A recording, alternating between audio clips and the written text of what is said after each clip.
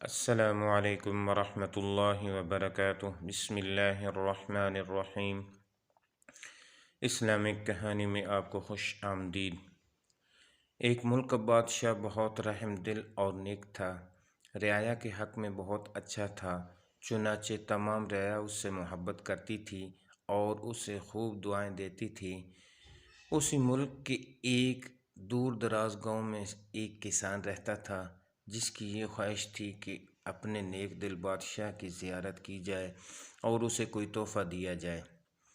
اس نے اپنی بیوی سے مشورہ کیا کہ میں بادشاہ کو ملنے کے لیے جانا چاہتا ہوں اور میری خواہش ہے کہ میں اسے کوئی تحفہ بھی دوں۔ تم مجھے مشورہ دو کہ میں بادشاہ کے لیے کیا تحفہ لے کر جاؤں۔ بیوی نے کچھ دیر سوچا اور کہا کہ بادشاہ کے پاس تو ہر چیز ہوگی، ہم اسے کیا تحفہ دے سکتے ہیں۔ ہاں، میرا ایک مشورہ ہے کہ ہمارے گھر کے پاس بہنے والے چشمے کا پانی بہت میٹھا اور ٹھنڈا اور ایسا پانی پورے ملک میں کہیں بھی نہیں ہوگا، حتیٰ کہ بادشاہ کے پاس بھی نہیں ہوگا، تو تم اس کے لیے یہ پانی لے جاؤ۔ کسان کو یہ تجویز پسند آ گئی اور اس نے اپنے چشمے سے پانی کے 2 گھڑے بھرے اور اپنے گدھے پر لاد کر بادشاہ سے ملاقات کے لیے روانہ ہو گیا۔ کئی ہفتوں کے سفر کے بعد کسان بادشاہ کے محل تک پہنچ گیا اور اس سے ملاقات کی اجازت چاہی۔ اجازت ملنے پر بادشاہ کو تحفہ پیش کیا اور اسے بتایا کہ یہ میرے گاؤں کے چشمے کا پانی ہے اور ایسا میٹھا اور ٹھنڈا پانی آپ کو پورے ملک میں کہیں بھی نہیں ملے گا۔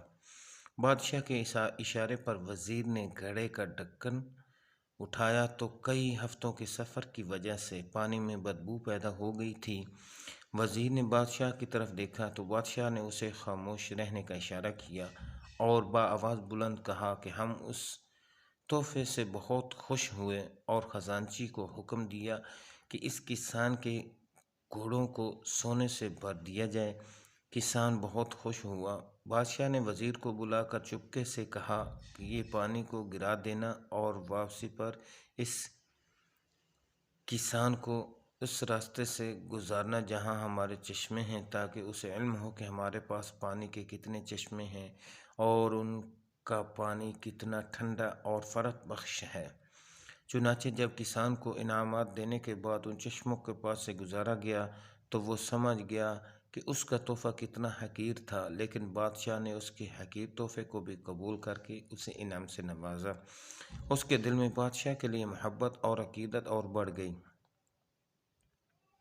ہماری عبادات کا بھی یہی حال ہے۔ ہم جو ٹوٹی پھوٹی عبادات کرتے ہیں تو ہم اسے بہت اچھی سمجھتے ہیں اور اپنے مالک کے حضور پیش کرتے ہیں۔ ان عبادات کی حقیقت معلوم ہونے کے باوجود وہ مالک الملک نہ صرف ان عبادات کو قبول کرتا ہے بلکہ انعام کے طور پر بیش بہا نعمتوں سے بھی نوازتا ہے، حالانکہ اسے ہماری عبادتوں کی ضرورت نہیں ہے۔ خالق کائنات کی عبادت کے لیے تو اس کے لاکھوں کروڑوں فرشتے ہی کافی ہیں۔ دعاؤں میں یاد رکھیں۔